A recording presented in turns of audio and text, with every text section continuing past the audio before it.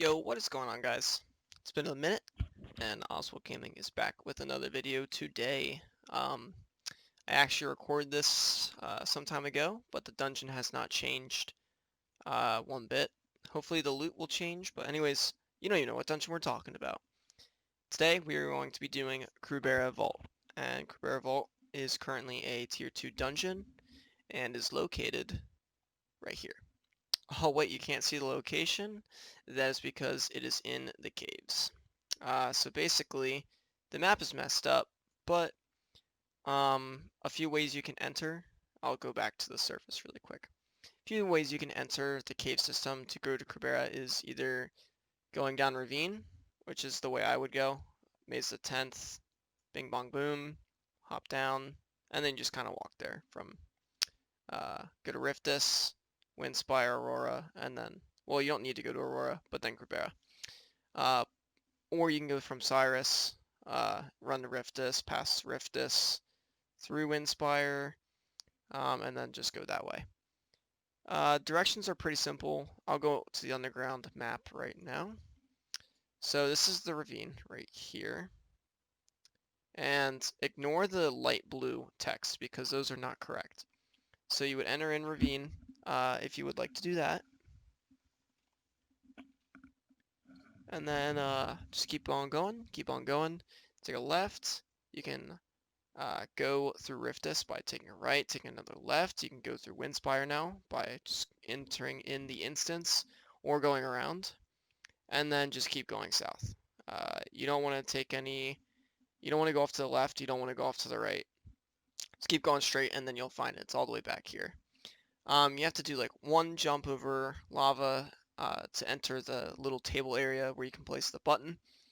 And yeah, so let's just click on oh yeah, let's just click on this just to get a general overview of the town. It spawns food and some military gear, so don't worry about having to like stock up on a lot of food. You do have to use some to get there.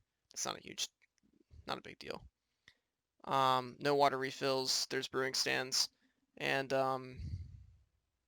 yeah, you can get a lot of your other supplies at Aurora. Pretty good town, and it's really not that much farther away. So let's go back to the surface. Alright, let's get into the video. Alright, so once you get to Krubera, obviously you need a button to enter. You're going to place it right at that chiseled stone block, and it's going to be opening up the door. When you're entering in the dungeon, you want to always make sure that it says creating new instance, otherwise that means there's a person in there. So then, once the door opens, you're just going to want to parkour down, and what you'll notice is there's a button on the right side, and then there's the glowstone blocks straight ahead. See how the glowstone lanterns light up and then they disappear? That is the timer you have to do the parkour. I always press it a few times just to make sure, like, oh, like, parkour didn't change, whatever. And it is very important that you time the parkour correctly, otherwise you'll fall in the lava. And there's two ways you can go. You can go off to the left or you can go off to the right. The left side is a wave room, and it's honestly a lot easier just to do this parkour. Once you practice it, or once you do the dungeon like once or twice, it's really easy. The only thing you have to worry about in here is if you are on one of the spawners, a zombie can hit you down into like that mosh pit of pigmen and zombies. So if you have a zombie, or not a zombie, if you have a snowball, axe, or grenade, you can just run over to the piston, which is at the start of the parkour, and then just redo that entire thing. Once you go there and finish that, you are basically in the wave boss room. There's zombie spawners along the floor, so you'll always be attacked by zombies while you're fighting the giant. And it's really helpful to have a lone sword in this case, just because you'll always be getting hit. Same thing with an axe.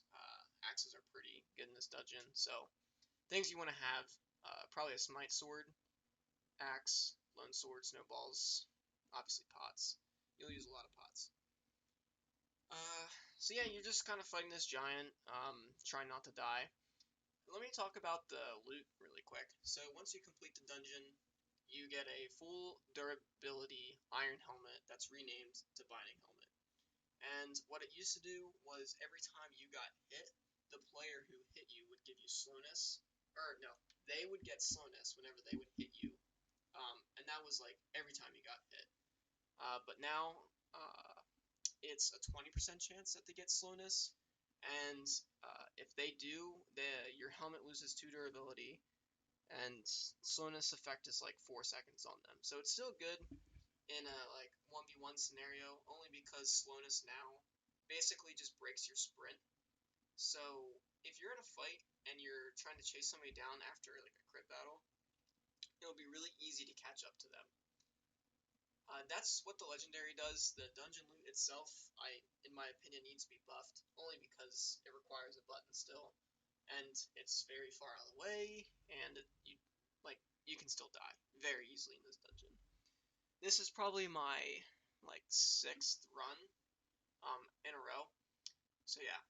Anyways, once you kill a giant, the glass panes, they break, and then you're allowed into the loot room. You need to open inventory slot to pick up the iron helmet, and then you're on your way.